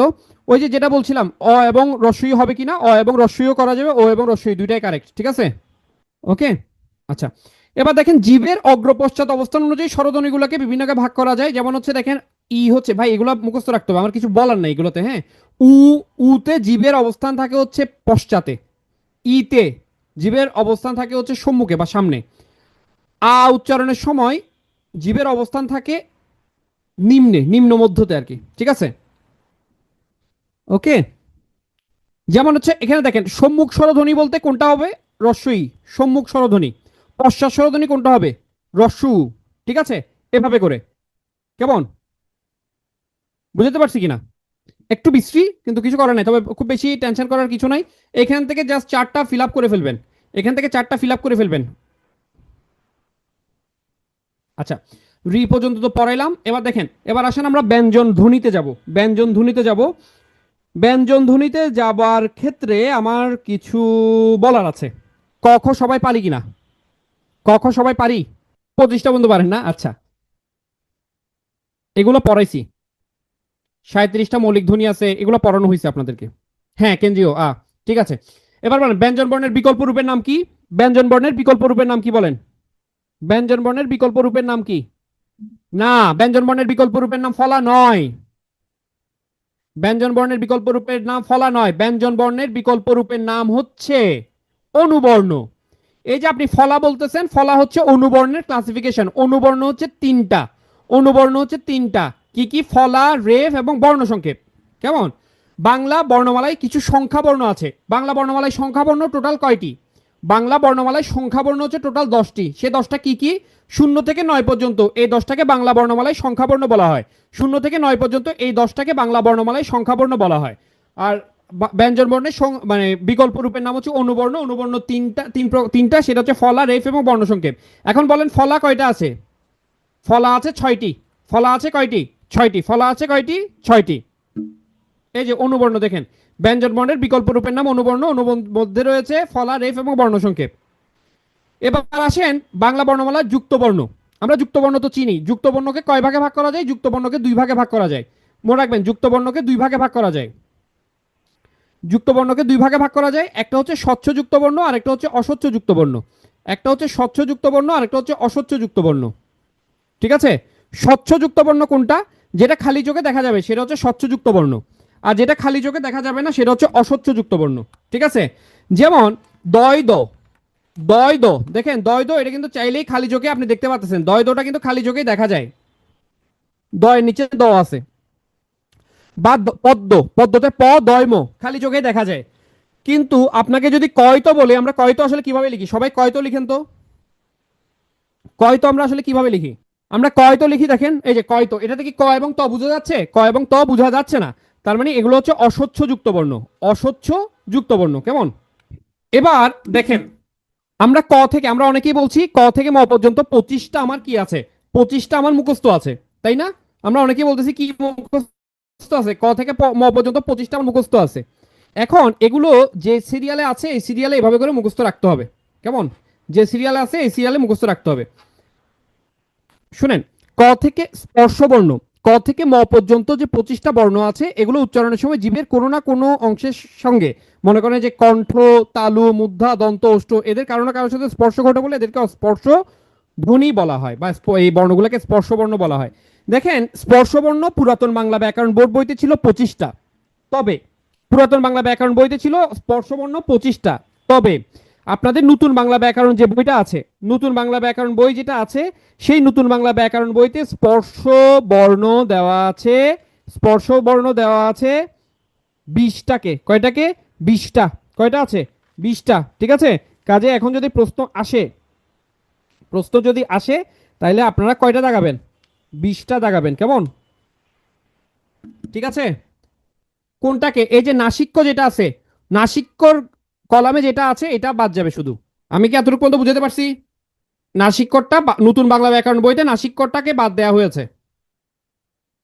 নতুন বাংলা ব্যাকরণ বইতে নাসিক্যটাকে কি করা হয়েছে? বাদ দেওয়া হয়েছে। এই যে দেখেন নাসিক্য, এইটা, এইটাকে নতুন বাংলা ব্যাকরণ বইতে স্পর্শ বর্ণের মধ্যে রাখা হয় নাই। স্পর্শ বর্ণ পুরাতন বাংলা ব্যাকরণ বইতে স্পর্শ বর্ণ ছিল আপনার 25টা। ক থেকে ম পর্যন্ত 25টাকে স্পর্শ বর্ণ বলে। স্লাইডেও আছে দেখেন, ক থেকে ম পর্যন্ত 25টা স্পর্শ বর্ণ। ওকে, বুঝলাম। কিন্তু নতুন বাংলা ব্যাকরণ বইতে, নতুন বাংলা ব্যাকরণ বইতে স্পর্শ বর্ণ দেখানো হয়েছে কয়টাকে? 20টাকে। তাহলে এখন দাগাবেন 20টা। আমি কি বুঝাতে পারছি? এখন 20টা আছে, 20টা দাগাবেন। বুঝতে পারছি কিনা? ওকে, আশা করতেছি এটা আপনার আর প্রবলেম নাই। তাহলে চলেন আমরা পরের অংশে যাই। অনেক পড়াই ফেলছি, টায়ার্ড লাগতেছে, লিটারেলি টায়ার্ড লাগতেছে। তারপরে তো শেষ করতে হবে, যেহেতু শেষ করতে হবে, চলেন আমরা সামনের অংশে যাই। কেমন? এখন দেখেন এই যে স্পর্শ ব্যঞ্জন, এগুলোর অপর নাম স্পৃষ্ট ব্যঞ্জন। স্পর্শ ব্যঞ্জনের অপর নাম স্পৃষ্ট ব্যঞ্জন। ঠিক আছে, ওকে। এখন এখানে দেখেন এই যে ক থেকে শুরু করেন, এই যে ক আছে, এটা হচ্ছে একটা বর্গের নাম, ক বর্গ। ক বর্গে কয়টা আছে? 5টা। কি কি? ক, খ, গ, ঘ, উম।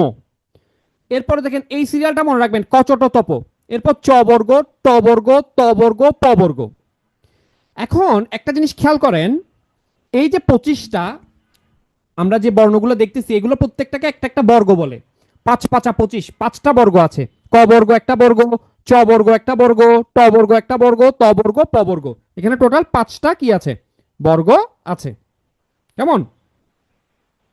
আচ্ছা, তো এই যে 5টা বর্গ আছে, এই যে এখানে 5টা বর্গ আছে, এই 5টা বর্গের মধ্যে আপনি দেখেন ক বর্গগুলো হচ্ছে কণ্ঠধ্বনি বলে। ক বর্গে যেগুলো আছে এগুলোকে কণ্ঠধ্বনি বলে। চ বর্গে যেগুলো আছে এগুলো তালব্য ধ্বনি বলে, কারণ এগুলো উচ্চারণের জন্য তালুর সাহায্যের দরকার হয়। আমাদের বাকযন্ত্রের একটা প্রত্যঙ্গের নাম হচ্ছে তালু। এই যে চ বর্গে যেগুলো আছে এগুলো উচ্চারণে তালুর সাহায্য লাগে বলে এদেরকে তালব্য বর্ণ বলা হয়। ট বর্গে যেগুলো আছে, ট বর্গের শেষে মূর্ধন্য আছে, খেয়াল করেন। ট বর্গের শেষে আছে কি? মূর্ধন্য। এগুলোকে মূর্ধন্য ধ্বনি বলা হয়। এখানে আছে দেখেন দন্ত ন, তাহলে এগুলোকে দন্ত ধ্বনি বলা হয়, কারণ এগুলো উচ্চারণের জন্য দাঁতের সাহায্য লাগে, দাঁতের সাহায্য লাগে। আর প ফ ব ভ ম এগুলোকে প বর্গ বলা হয়, এগুলো উচ্চারণের জন্য ঠোঁটের সাহায্য লাগে, এগুলোকে অষ্টবর্ণ বলা হয় বা অষ্টধ্বনি বলা হয়। ঠিক আছে, ওকে, বুঝছি তো? এতটুকু কি বুঝছি? বর্গগুলো কি বুঝা গেছে? আচ্ছা, এখন আপনাকে যদি বলা হয় দ কোন বর্গের বা কোন ধরনের ধ্বনি, দ কোন ধরনের ধ্বনি, উত্তর কি হবে? দ কোন ধরনের ধ্বনি, উত্তর কি হবে? দ দন্ত ধ্বনি। কি ধ্বনি? দন্ত ধ্বনি। আপনাকে যদি বলা হয় ড কি ধরনের ধ্বনি, উত্তর হবে কি? ট ঠ ড। ড আছে, তার মানে কি হবে? এটা মূর্ধন্য ধ্বনি, মূর্ধন্য ধ্বনি। আপনাকে যদি বলা হয় ব কোন ধ্বনি, উত্তর হবে ওষ্ঠ ধ্বনি, কারণ প ফ ব ভ ম এগুলো হচ্ছে ওষ্ঠ। একটা প্রশ্ন আসতে পারে, বাংলাদেশের শিশুরা প্রথম কোন বর্গের বর্ণ শিখে, উত্তর হচ্ছে প বর্গের। কোন ধ্বনি শিখে, উত্তর হচ্ছে ওষ্ঠ ধ্বনি। কেন? কারণ জন্মের পরে সাধারণত ছেলেরা বাবা মাকে ডাকতে শিখে। বাবা হচ্ছে ব হচ্ছে প বর্গ বা অষ্টধ্বনিতে, ম হচ্ছে আপনার কোথায়? প বর্গ বা অষ্টধ্বনিতে। ঠিক আছে, আচ্ছা। তাহলে বলেন স্পর্শধ্বনি, স্পর্শধ্বনি কয়টা? 20 অথবা 25। যদি 20 অপশন না থাকে তাহলে 25 হবে। নাসিক্য, নাসিক্য তো আমরা দেখলাম। কেমন? ওকে, নাসিক্যগুলো তো লিস্ট দেখলাম না? মনে রাখবেন নাসিক্য ধ্বনি, নাসিক্য ধ্বনি 3টা। নাসিক্য ধ্বনি হচ্ছে 3টা। কোন 3টা? ম, ন এবং উম। তবে এটা নিয়ে একটু মতভেদ আছে, তবে এটা নিয়ে একটু মতভেদ আছে, নাসিক্য নিয়ে একটু মতভেদ আছে। এই মতভেদটা অন্য কোনো সময় বলবো, এখন অনেক লেট হয়ে যাবে এই মতভেদটা বলতে গেলে। দেখেন কম্পনজাত ধ্বনি, কম্পনজাত, কম্পনজাত ধ্বনি, খুব ভালো করে খেয়াল করেন, নামটা খেয়াল করেন, কম্পনজাত বা কম্পিত ধ্বনি। হ্যাঁ, এখন এই যে কম্পনজাত ধ্বনি কাকে বলা হয়? কম্পনজাত ধ্বনি বলা হয় কাকে? কম্পনজাত ধ্বনি বলা হয় র কে, র বশূন্য র কে। তারণজাত বা তারিত ধ্বনি বলা হয় দুইটা, ডয় শূন্য র র, এবং ডয় শূন্য র রহ, এই দুইটাকে বলা হয় হচ্ছে তারণজাত ধ্বনি। এখন আর পার্শ্বিক ধ্বনি বলা হয় লকে, ল হচ্ছে পার্শ্বিক ধ্বনি, ল হচ্ছে পার্শ্বিক ধ্বনি। এবার একটু ভালো করে খেয়াল করেন, এবার একটু ভালো করে খেয়াল করেন, এই যে র কম্পনজাত ধ্বনি বলতেছি, কম্পন এবং তারণজাতের মধ্যে পার্থক্যটা খেয়াল করেন। এই যে কম্পনজাত, কম্পনজাত ধ্বনির ক্ষেত্রে মনে রাখবেন আমাদের যে জীব আছে, জীব, আমাদের যে জীব আছে, জীব, এটা দন্তমূলকে, দন্তমূলকে একাধিকবার টোকা দেয়, মানে একাধিকবার আঘাত করে। র উচ্চারণের সময় জীব দন্তমূলকে একাধিকবার কি করে, আঘাত করে, একাধিকবার আঘাত করে। কিন্তু তারণ জাতের ক্ষেত্রেও জীব দন্তমূলকে আঘাত করে, কিন্তু সেটা একবার, শুধু একবার। জীব দন্তমূলকে আঘাত করে কেবল একবার, কেবল কয়বার, কেবল একবার। কিন্তু কম্পন জাতের ক্ষেত্রে যেটা কাঁপে, খেয়াল করেন, যেটা কাঁপে সেটা তো বারবার কাঁপতে থাকে, তাই না? কম্পন জাতের ক্ষেত্রে জীব দন্তমূলকে একাধিকবার আঘাত করবে। তারণ জাত ধ্বনি এবং কম্পন জাত ধ্বনির পার্থক্য হচ্ছে এটা, কম্পন জাতে জীব দন্তমূলকে একাধিকবার আঘাত করবে, কিন্তু তারণ জাতে কেবল একবার আঘাত করবে। পার্শ্বিক ধ্বনি বলা হয় লকে, এই ল উচ্চারণের সময় দুই পাশ দিয়ে বাতাস বের হয়, দুই পাশ দিয়ে বাতাস বের হয়, আমার মুখমণ্ডল দুই পাশ দিয়ে বাতাস বের হয় বলে লকে বলা হয় কি ধ্বনি, পার্শ্বিক ধ্বনি বলা হয়। লকে কি ধরনের ধ্বনি বলা হয়, পার্শ্বিক ধ্বনি বলা হয়। উষ্মধ্বনি, উষ্মধ্বনি, উষ্মধ্বনি দেখেন, উষ্মধ্বনি হচ্ছে তিনটা, মনে রাখবেন, দন্ত স, তালব্য এবং হ। আগে পুরাতন বইতে মূর্ধন্য ষ রাখা হয়েছিল, মূর্ধন্য ষকে বাদ দেওয়া হয়েছে, মূর্ধন্য ষকে বাদ দেওয়া হয়েছে, এখন এখন কেবল তিনটা, দন্ত স, তালব্য এবং হ। কিন্তু পুরাতন বাংলা ব্যাকরণ বইতে মূর্ধন্য ষকে রাখা হয়েছিল, যেটা এখন বাদ দেওয়া হয়েছে। অন্তস্থ ধ্বনি, অন্তস্থ ধ্বনি, অন্তস্থ ধ্বনি, ঠিক আছে? এই এতটুকু পর্যন্ত কারো বুঝতে অসুবিধা হয়েছে? মনে থাকবে কিনা? মনে রাখতে হবে, এগুলো মনে রাখতে হবে। আমি আসল জিনিস এখনো পড়াই নাই, আসল জিনিসে যাচ্ছি এখন, আসল জিনিসে যাচ্ছি, একটু ধৈর্য রাখতে হবে, কেমন? এখানে অন্তস্থ বর্ণ হচ্ছে আমার চারটা, অন্তস্থ জ, র, ল এবং ব। অন্তস্থ জ, র, ল এবং ব, এগুলোকে অন্তস্থ ধ্বনি বলা হয়। পরাশ্রয়িত তিনটা আমরা জানি, অনুস্বার, অনুস্বার, তারপর হচ্ছে বিসর্গ এবং চন্দ্রবিন্দু। এখানে সব চার আকারে দেওয়া আছে, এখানে সব চার আকারে দেওয়া আছে, দেখবেন। এইবার আমার একটা জিনিস খেয়াল করবেন, এই যে উচ্চারণের স্থান অনুযায়ী যেটা বলছে যে ঝাড়া মুখস্থ রাখতে হবে, এটা মুখস্থ রাখবেন। যেমন কণ্ঠ ব্যঞ্জন তো আপনাকে শিখাই দিছি, কণ্ঠ নালীয় ব্যঞ্জন হচ্ছে হ, কণ্ঠ ব্যঞ্জন হচ্ছে এই পাঁচটা, কণ্ঠ নালীয় যদি বলে তাহলে হবে হ। তালব্য ব্যঞ্জন হচ্ছে এটা, চ ছ বর্গীয় জ ঝ, এটার সাথে তালব্য যোগ হবে। মূর্ধন্য হচ্ছে ট ঠ ড ঢ, এটার সাথে ডশূন্য র র আর ডশূন্য র র, এটা যোগ হবে, এটা মূর্ধন্য ব্যঞ্জন হিসেবে। দন্ত ব্যঞ্জন ত থ দ ধ, এটা তো জানেন। দন্তমূলীয় ব্যঞ্জন হচ্ছে ন র ল, ঠিক আছে। নিরলস হচ্ছে দন্তমূলীয়, নিরলস হচ্ছে দন্তমূলীয়, ওকে। অষ্ট তো পারবেনি। এখন যেটা বলবে সেটা হচ্ছে দেখেন স্বরতন্ত্রীর অবস্থা, স্বরতন্ত্রে অনুরিত হওয়া না হওয়া নিয়ে হচ্ছে ঘোষ এবং অঘোষ। যে ধ্বনি উচ্চারণের সময় ধ্বনিদ্বারের কম্পন অপেক্ষাকৃত বেশি, সেটাকে বলা হয় ঘোষ ধ্বনি। কম্পন বেশি হলে ঘোষ, কম্পন কম হলে না হলে অঘোষ, কম্পন কম হলে বা না হলে অঘোষ, ওকে। এবার আসেন, এভাবে ঘোষ অঘোষ আপনি জীবনও পরীক্ষার হলে পারবেন না। ঘোষ অঘোষ এভাবে করে মনে রাখবেন, ঘোষ অঘোষ এভাবে করে মনে রাখবেন। কিভাবে বলতেছি একটু ভালো করে খেয়াল করেন, তাইলে ঘোষ অঘোষ আজকে জীবনের মতো শেষ হয়ে যাবে। আমার মনে রাখবেন টোটাল, টোটাল ব্যঞ্জন কয়টা বলেন তো, টোটাল ব্যঞ্জন কয়টা ছিল, টোটাল ব্যঞ্জন বর্ণ কয়টা ছিল? ওই আর কথা বলে না, 39টা। এই 39টাকে ঘোষ এবং অঘোষ কত প্রকার সেটা আমরা দেখিনি। অঘোষ হচ্ছে 19টা, এই 39টার মধ্যে অঘোষ হচ্ছে 19টা, তাহলে বলেন তো ঘোষ কয়টা হবে? তাহলে বলেন ঘোষ কয়টা হবে? ঘোষ ডেফিনেটলি 20টা, ঘোষ কয়টা হবে? 20টা হবে। এখন আমার এই অঘোষ 19টা মিলাইতে হবে, ঘোষ 20টা মিলাইতে হবে, তাই তো? ডান। আসেন একটু মিলাইনি, ম্যাথমেটিক্যালি একটু মিলাইনি, এইটা পড়লে শেষ, আজকে ক্লাস বাড়াবো না, খুব দ্রুত শেষ করব একটু। আমি জাস্ট 5টা মিনিট কনসেন্ট্রেশন চাচ্ছি, 5টা মিনিট কনসেন্ট্রেশন চাচ্ছি, জাস্ট 5 মিনিটস আমাকে দিবেন, ঘোষ অঘোষ জীবনের মতো শেষ করে দিব। এই ঘোষ অঘোষ নিয়ে আপনি পরীক্ষাতে আটকাবেন।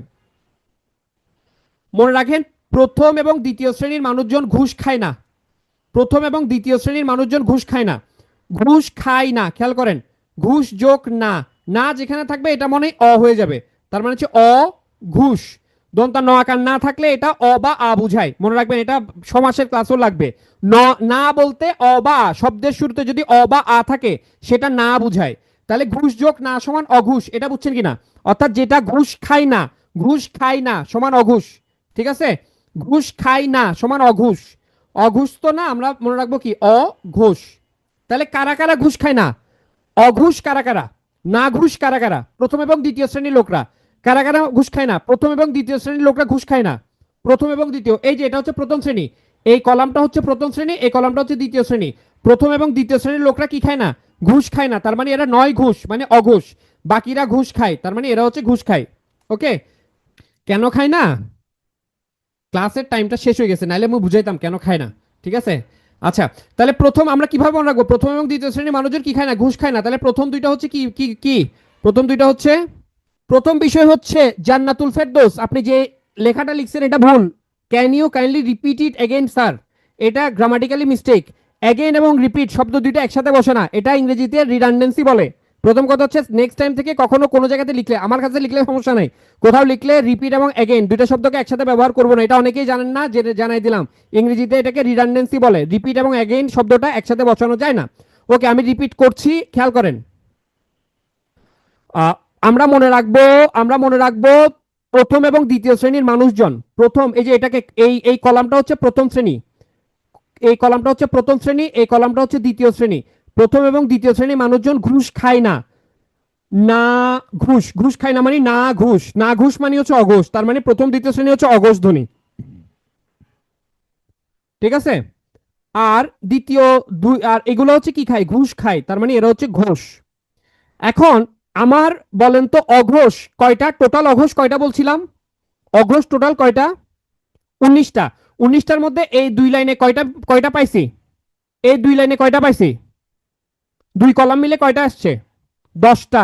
তার মানে 19টা ছিল, 19টা থেকে আমি কিন্তু 10টা পেয়ে গেছি। 19টা ছিল, 19টার থেকে কিন্তু আমি 10টা পেয়ে গেছি। তাহলে আমার শিখতে হবে আর 9টা।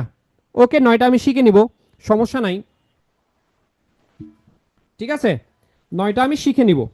আচ্ছা, এবার বলেন এই বাকি 15টা ঘোষ না? বাকি 15টা ঘুষ কিনা? এখন 15টা, তাহলে ঘোষ কয়টা শিখতে হবে নতুন করে বলেন তো? ঘোষ নতুন করে কয়টা শিখতে হবে বলেন তো? বাকি আছে 5টা। বাকি 5টা, এই বাকি 5টার নাম আমি বলতেছি, একটু মনে রাখবেন। একটা কম্পন জাত ধ্বনি ছিল, কম্পন এবং তারণ জাত মিলে 3টা চলে আসবে ঘোষের মধ্যে। কম্পন এবং তারণ জাত মিলে এরা ঘুষ খায়। ঘুষ খায় বলে তাদের বুকে কম্পন থাকে, ঘুষ খাওয়ার তাড়না থেকে তারা ঘুষ খায় এবং এর ফলে বুকে কম্পন থাকে। তাহলে কয়টা? 5টার মধ্যে 3টা আসলো, সেই 3টা কি কি? সেই 3টা কি কি? কম্পন জাত একটা, তারণ জাত 2টা, মোট 3টা। ওরা ঘুষ খাওয়ার তাড়না মানে ঘোষের তাড়না থাকে, ঘুষ খাওয়ার তাড়না থাকে বলে ঘুষ খায় এবং ঘুষ খেলে বুকে কম্পন ধরে। তার মানে তারণ জাত এবং কম্পন জাত এই 3টা। র ডশূন্য ডশূন্য র, 5টার মধ্যে এই 3টা হচ্ছে ঘোষ ধ্বনি। বুঝতে পারছি কিনা? বুঝছি। এটা ছাড়া ল এবং হ। তবে আপনাদের নতুন বাংলা ব্যাকরণ বইতে সম্ভবত হ কে অঘোষ দেখানো হয়েছে, হ কে অঘোষ দেখানো হয়েছে, তবে বহুল প্রচলিত উত্তর হচ্ছে এটা ঘোষ। যাই হোক, তাহলে আপনি 5টা কি পাইছেন কিনা, বুঝে পাইছেন কিনা বলেন? সাধারণত প্রশ্ন আসলে 25টা থেকে আসতে পারে, তারপরে বাকিগুলো শিখে দিলাম। এখন বলেন তো আপনি ঘোষ 25টা, ঘোষ 20টা মনে আছে কিনা? ঘোষ 20টা মনে আছে? ঘোষ 20টা কি কি বলেন? 15টা তো আমরা জানি, গ থেকে ম পর্যন্ত 15টা, গ থেকে ম পর্যন্ত 15টা। আর বাকি থাকলো কয়টা? গ থেকে ম পর্যন্ত 15টা হচ্ছে ঘোষ, আর বাকি থাকে কয়টা? 20টার মধ্যে 5টা বাকি থাকে। 5টা বাকির মধ্যে হচ্ছে ঘুষ খাওয়ার তাড়না থেকে ঘুষ খায় বলে তাদের বুকে কম্পন ধরে। তাহলে কম্পন জাত এবং তারণ জাতগুলো ঘোষ। ঠিক আছে, এটা ছাড়া ঘুষ ল, ল বানান করেন।